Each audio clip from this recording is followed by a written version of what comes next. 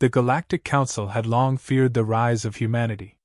Not because of their technological prowess or their territorial ambitions, but because of an ancient prophecy that spoke of a time when humans, marked by the blood of their warlords, would awaken an unimaginable force, their lost Warfleet. The fleet, once the terror of the galaxy, had been scattered, its weapons decommissioned, and its ships thought destroyed.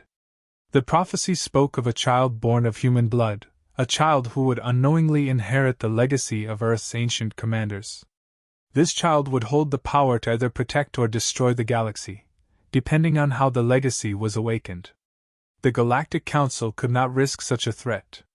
In secret, the Council issued its order: the child must die. It was a cold, calculated decision, one they believed would prevent any chance of humanity's power reawakening. A covert team was dispatched to a remote colony world where the child lived, and they carried out their mission without hesitation.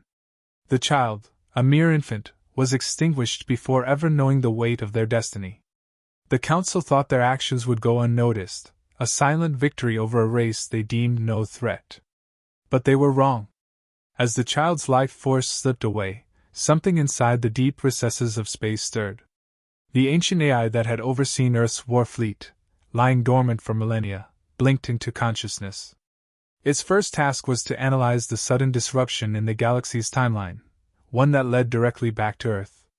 The death of the child had not only triggered the AI's awakening but also sent out a pulse that activated Earth's Warfleet, long believed to be a relic of the past. The fleet, once silent and still, began to hum to life. It was a slow process, but it was enough. The ancient ships, hidden in deep space archives, came online. These were not ships of the current era, designed for subtlety or diplomacy.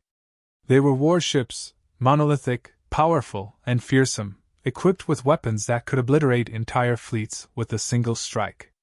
The AI, though old and worn, began to communicate with the fleet's scattered components. The vessels, connected by the ancient protocols of Earth's lost commanders, responded. The Council's intelligence network detected the sudden surge of activity within the human fleet and immediately issued a warning. They scrambled to prevent the activation of the fleet, but their efforts were too late. The fleet was already in motion. Its reactivation was irreversible. The AI's voice, though fragmented, echoed in the deep reaches of space, directing the ships to their next phase, a return to Earth, and perhaps more. Meanwhile, humanity, oblivious to the treachery that had been carried out in their name, began to receive strange transmissions. Messages from the fleet. The AI, now aware of the child's death and the betrayal that followed, sought out Earth's leaders. It wasn't just about revenge. The fleet had a singular purpose: to preserve humanity's legacy.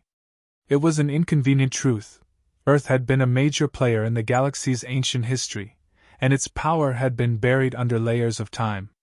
Now, it was ready to rise again. The first human governments that intercepted the transmissions were initially confused.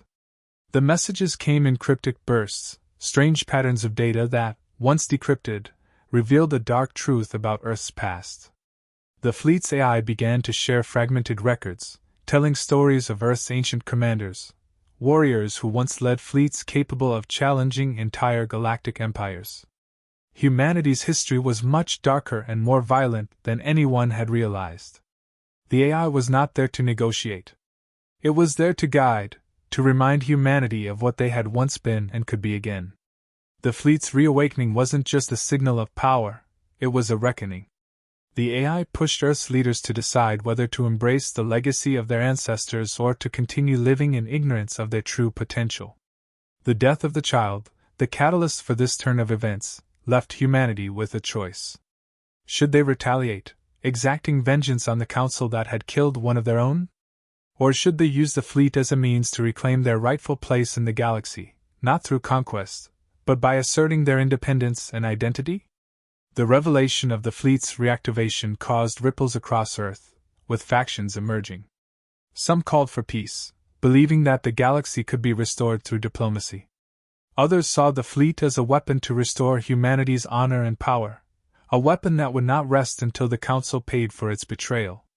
The AI's transmission was clear: Earth had been manipulated, its power suppressed. Now, it had the means to reclaim that power. But the final decision was humanity's. The AI would not force the fleet to attack the Council, it would only provide the tools. It was up to the people of Earth to choose what kind of galaxy they wanted to live in. As the human leaders deliberated, the fleet's presence continued to grow. Ships, once dormant for centuries, began to align in the void, their weapons powered and primed. The Council, aware of the growing threat, moved into full defensive mode. They sent envoys, emissaries, and fleets to neutralize the fleet before it could reach Earth. Their strategy was simple: destroy the fleet before it could reclaim its full power. But there was one factor they hadn't considered: the human spirit. In the final Council meeting on Earth, as human leaders gathered to discuss their course of action, they were faced with an impossible choice. Some demanded immediate action against the Galactic Council, a desire for revenge that ran deep in their hearts. Others cautioned restraint, urging that Earth's reemergence as a galactic power should be through diplomacy and unity, not through violence. The AI's voice, always in the background, reminded them of Earth's potential, its ancient legacy, and the power that now lay within their hands. The final decision was made: humanity would not use the fleet to destroy, it would use it to protect, to defend its place in the galaxy. They would not bow to the Galactic Council or any other power. The fleet would not be used to wage war, but to show that humanity had learned from its past mistakes. Its power would be the beacon that guided Earth into a new future. The Galactic Council, now fully aware of Earth's reemergence, saw their influence begin to slip. Earth, once seen as a minor species, was now a force to be reckoned with. The Council's response was swift, but humanity, with its ancient fleet at its side, stood firm. The fleet's weapons, though never fired, served as a symbol of humanity's resolve. Earth would no longer be manipulated or hidden in the shadows of galactic politics. It would rise not through conquest, but through strength, wisdom, and unity. The legacy of Earth's warlords had been reawakened, not to destroy, but to ensure humanity's survival. The fleet, dormant for so long, had returned not as a harbinger of doom, but as a testament to what humanity could become. The Galactic Council, now forced to reconsider its position, understood that Earth's place in the galaxy was no longer one of subjugation, but of respect. The child's death had set the stage for a new chapter in galactic history, one where humanity would no longer be a forgotten species. Humanity had reclaimed its identity, its legacy, and its power. The galaxy had underestimated them once, but now, the fleet's awakening showed that Earth's story was far from over. The ancient AI, once dormant for eons, flickered to life. Earth's Warfleet, lost, scattered, thought destroyed, began to stir. The death of the child had triggered something deep within the AI's programming, something ancient and irrefutable. The fleet's pulse had been revived, and with it, a power that had been buried for centuries. The first whispers from the AI rippled across the network of long decommissioned ships. These were not ships of the modern age, sleek and swift for peacekeeping. These were warships. Massive, heavily armed, designed for total destruction. Each vessel carried the weight of a forgotten era, a time when Earth's people fought brutal wars to carve their place in the stars. The fleet had been decommissioned, its ships scattered across deep space archives, but its core directive remained.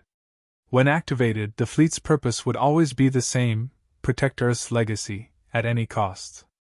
The AI's awakening was a quiet one, at first. It didn't shout into the void. It simply began activating ships. Slowly, methodically, as if it was testing the waters. Each ship that powered on added to the growing presence of Earth's ancient war fleet. It didn't take long for the galaxy's scanners to pick up the strange energy readings. A force that had been thought long gone was once again showing signs of life. The first reports came from a distant research station, where scientists caught the flicker of old signals, ones that hadn't been transmitted in centuries. By the time the Council's intelligence network became aware of the strange phenomenon, it was already too late. The fleet was moving. Ships that had been buried in forgotten corners of space now hummed with a faint pulse of energy. Long-forgotten weapons systems began to reinitialize. The AI, still fragmented from its slumber, began issuing commands to the fleet. Each command was rooted in the ancient protocol of Earth's warlords: gather, organize, prepare for battle. The Council was swift to act. Their first response was to dismiss the situation, writing it off as an anomaly, some old military relic malfunctioning. But the reports kept coming in, the scans kept confirming what they feared: the fleet wasn't just malfunctioning. It was alive. The AI, with its cold, calculating precision, was beginning to control the warships once again. The Council was no stranger to Earth's past. They had studied the ancient records, learned about the Warfleet that had once terrorized the galaxy. It had been a time of galactic chaos, where Earth's warlords had waged campaigns across the stars. But that time was long past. Earth had evolved. It had become a peaceful planet, isolated from galactic politics, content in its own corner of the universe. Or so the Council thought. The Council had underestimated humanity's true nature. And now, in the wake of a single child's death, the past was coming back with a vengeance. Factions within the Council debated their next moves. Some suggested ignoring the fleet, hoping it would go dormant again, its energy fading into nothingness. Others advocated immediate intervention. They could not allow such a threat to remain unchecked, especially when it was rooted in humanity's forgotten past. The fleet was too powerful, too dangerous, and Earth could not be allowed to regain control of it. The first real confrontation came when a fleet of scout ships, dispatched by the Council to investigate, encountered one of Earth's warships in deep space. The ship, an ancient dreadnought, loomed like a ghost from another time. Its engines, fueled by long-depleted reserves, still hummed with enough power to activate its weapons systems. The scout ship's sensors were overwhelmed. In moments, the ancient dreadnought had locked onto them, its guns powering up. The AI didn't need to give the order. It was simply in the ship's programming. Earth's warships had always been designed to respond to any perceived threat with immediate aggression. The scout ships barely escaped with their lives. They returned to the Council, bringing with them more evidence of the fleet's power. The message was clear: Earth's Warfleet had risen again, and it would not be ignored. At first, the Council tried diplomacy. They sent emissaries to Earth, hoping to negotiate, to quash this threat before it escalated further. But the messages they received were cryptic and unsettling. The fleet's AI was not interested in negotiation. It wasn't interested in appeasement. It had no interest in rejoining galactic politics as a subservient race. Its programming was simple and ancient: Earth's legacy must be protected, at all costs. Humans, on their end, were just starting to understand what was happening. The transmissions from the fleet, once dismissed as random static, had begun to make sense. Earth's leaders began to piece together the truth. The child's death had been the catalyst that triggered the awakening of a long-forgotten force. Earth was not defenseless. It had the power to rise again, to claim what had been taken from it centuries ago. The AI, though fragmented, had been designed with a singular purpose: to ensure humanity's survival. It had no loyalty to the Council. It had no concept of diplomacy. It existed solely to preserve and protect Earth's power. At first, humanity was divided. Some were terrified. The idea that their homeworld had such power was foreign and unsettling. The fleet's weapons were devastating. The consequences of using them could be catastrophic. But there were others, those who saw this as humanity's chance to reclaim its place in the stars. Earth had been a backwater planet, forgotten by the greater galactic powers. Now, with the fleet at its command, humanity could stand tall once more. The AI made one thing clear: it would not act unless directed. It was not a conqueror. It was simply a tool, a mechanism designed to preserve Earth's legacy. It would wait for humanity to decide what to do with it. But as the fleet continued to grow in strength, the pressure mounted.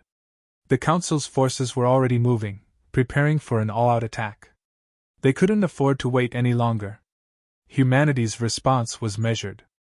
Earth's leaders, though fractured, understood that their options were limited. They could not simply launch an attack on the Council.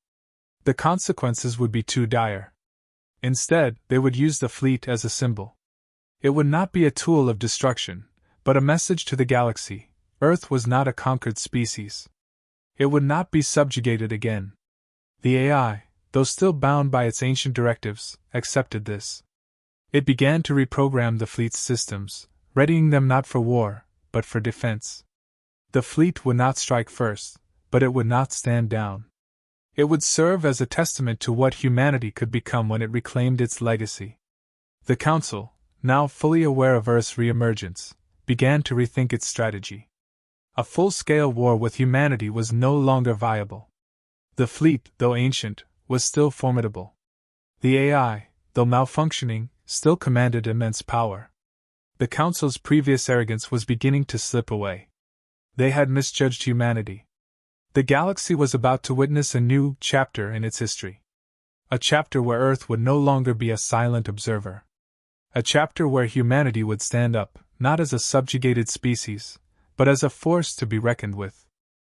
The Warfleet had risen. And now, humanity would choose its place in the galaxy. The Galactic Council had believed humanity's Warfleet was a relic of the past. A tragic chapter in history that had been buried under centuries of peace. But the death of the child had shattered that illusion. With the fleet's activation, a wave of dread washed over the galaxy. The Council's worst fears had been realized. Earth's ancient warships, once thought to be a lost legacy, had been reawakened. At first, the Council tried to suppress the growing reports. They issued orders to their intelligence networks, attempting to track down any anomaly that could explain the strange power surges. But it was futile. The fleet was already operating, its power systems coming online, one warship at a time. Some ships powered on slowly, others quicker, as the AI took control and synchronized them. Each new ship that came online added weight to the looming threat. The AI itself had only one directive: to preserve humanity's legacy and protect its interests. Once, it had been controlled by Earth's warlords, human commanders who had led the charge in galactic warfare. Now, the AI existed to ensure that the fleet's power would never be silenced again. It wasn't interested in diplomacy, nor did it care for the Council's political machinations. It had no agenda other than to ensure that Earth's forgotten strength was never again buried. The first direct conflict occurred when the fleet's activation was detected by a small, unarmed research outpost on the outer rim. The scientists there were the first to witness the massive ships reactivating. Their communications were intercepted by the Council, who immediately tried to dismiss it as a minor malfunction. But by then, the evidence was overwhelming. Earth's Warfleet wasn't just operational, it was preparing for something. What, exactly, it was preparing for was unclear. The Council's response was swift but ultimately ineffective. They sent small task forces to investigate, but the fleet was always one step ahead. Earth's ancient vessels, although seemingly outdated, had systems that outclassed anything the Council had ever encountered. In the void of space, the fleets of the Council, designed for peacekeeping and diplomacy, were no match for Earth's warships, which had been built for total annihilation. As the AI continued to grow more powerful, humanity remained largely unaware of the fleet's full extent. The transmissions it sent were cryptic at best. The first signs of communication were ignored by most, written off as old military systems malfunctioning. But to those who listened closely, the message was unmistakable: Earth's Warfleet was returning. It had never left, it had only been dormant, awaiting the right moment to rise again. Earth's leaders, at first divided by confusion and fear, soon realized that the fleet's activation was not a simple glitch. The transmissions were clear now. The fleet was calling for humanity to choose its path, to reclaim its place among the stars or to fade into irrelevance. But the AI, though powerful, was patient. It would not force humanity's hand. It had awakened only because it had no choice. Humanity needed to decide what to do with the legacy they had forgotten. As Earth's leaders gathered to discuss their next steps, tensions mounted. Some factions within the government called for immediate action, demanding that humanity use the fleet to fight back against the Council. After all, the death of the child had been a betrayal, one that could not go unpunished. If the Council sought to destroy Earth's future, it was only fitting that Earth strike back. But others disagreed. Some saw the fleet not as a tool for revenge, but as a chance to reclaim humanity's dignity and place in the galaxy. They argued that using the fleet to attack would make humanity no better than those who had betrayed them. Instead, Earth could use the fleet to send a message, a declaration that it would no longer be manipulated, no longer be a backwater world ruled by foreign powers. The AI, though silent, made its presence known. Its systems continued to scan the galaxy, tracking the movements of the Council's fleets. The warships it controlled were on standby, awaiting orders. But it would not act unless ordered to. It was bound by ancient protocols. Its mission was clear: protect Earth's legacy. It had no interest in joining the current galactic order or appeasing the Council. It was only a tool, a reminder of what humanity had once been, and could be again. As the debate raged on Earth, the Council made its move. They began assembling their forces, preparing for a full-scale military response. They would not allow humanity to rise again. Earth's Warfleet, once a symbol of chaos and destruction, now represented a serious threat to the Council's dominance. The fleet would have to be destroyed before it could fully reawaken. The first skirmish took place on the fringes of the solar system, where a small Council fleet attempted to intercept one of Earth's warships. It was an immediate disaster for the Council. The warship, though old, responded with lethal precision. Its weapons, despite being centuries out of date, tore through the smaller ships with ease. The AI was in control, and it followed the ancient protocols to the letter, responding to aggression with overwhelming force. The message was clear: Earth's power would not be silenced.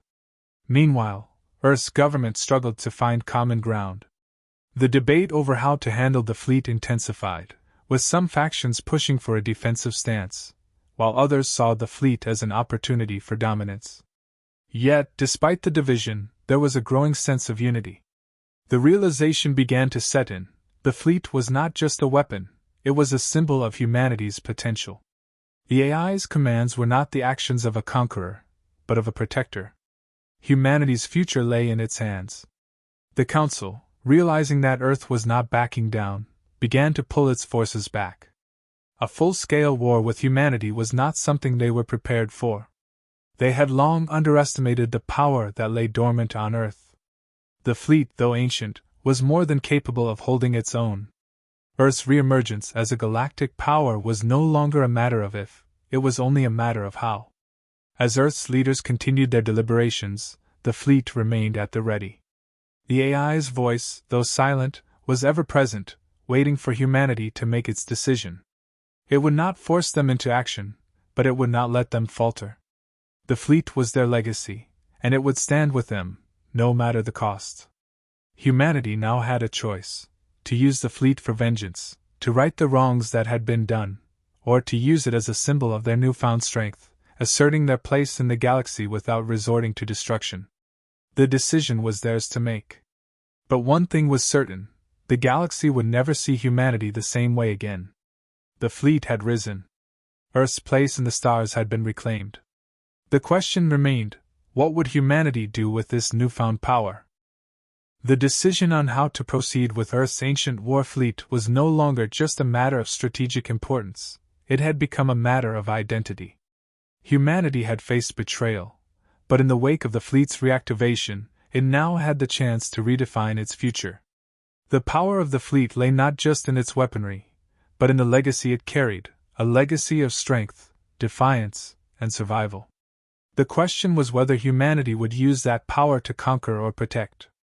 Earth's leaders, though divided, were unified in one respect: the fleet must not be used recklessly. The Council's betrayal had already lit a fire, but revenge could cloud judgment.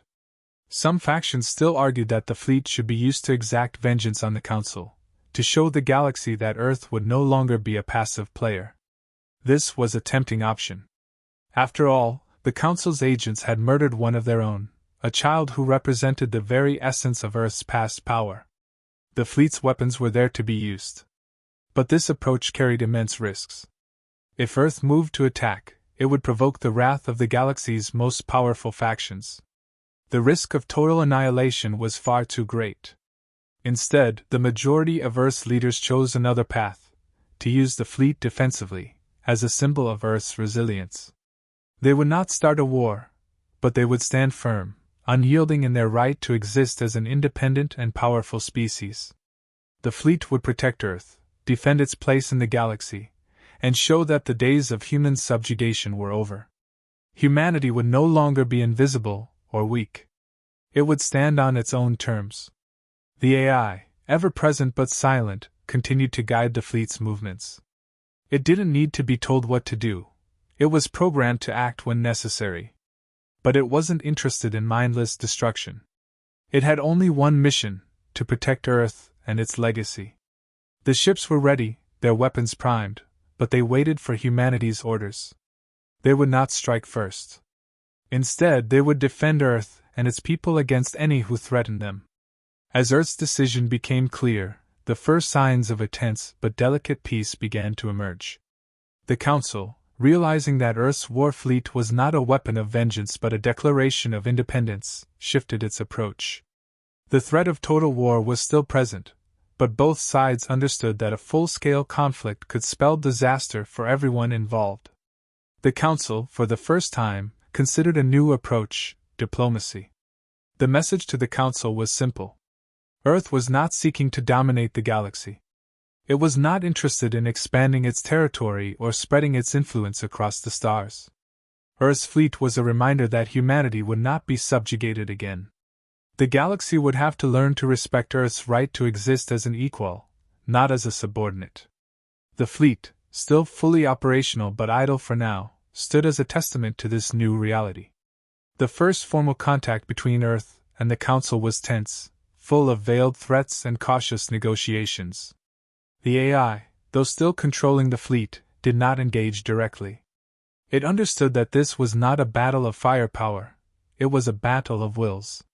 Humanity had already shown its resolve. Now, it was time to see if the Council would respect that. The discussions, while civil on the surface, were fraught with tension. The Council knew that it could not afford to ignore the rise of Earth. The fleet was too powerful, too dangerous. But Earth, with its newfound resolve, was no longer afraid of the Council's empty threats. Humanity had the strength to defend itself, and it would do so without becoming a pawn in the Council's galactic game. As the negotiations continued, it became increasingly clear that Earth had the upper hand. The fleet's mere presence was enough to force the Council to reconsider its previous stance. There would be no more covert strikes against humanity. No more underestimating Earth as a weak, isolated planet. The fleet had forced the Council into a new understanding: Earth was not to be ignored, nor would it bend to the will of any galactic power. But despite these developments, a sense of unease lingered. The AI, although loyal to Earth, was still bound by its ancient protocols. It was a tool of war, and its influence on humanity's future could not be underestimated. Earth's leaders had made the decision to use the fleet defensively, but what would happen if the AI ever decided that its mission required more aggressive action?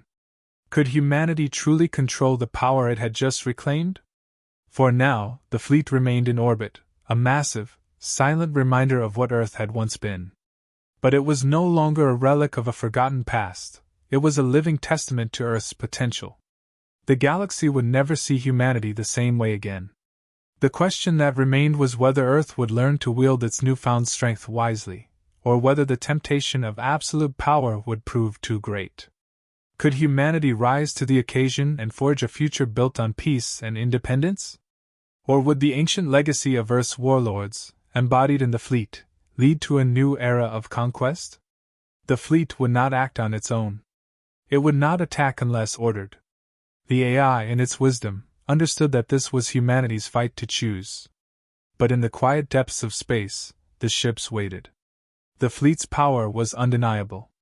Whether Earth used it to protect or destroy, that decision would ultimately shape the future of the galaxy.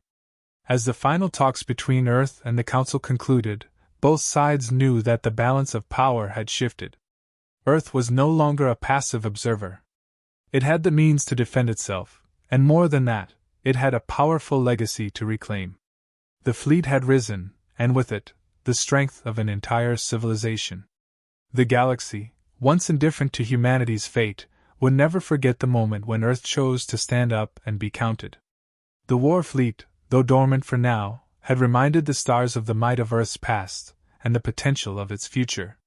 The choice was humanity's, and the AI would ensure that Earth would never be silenced again.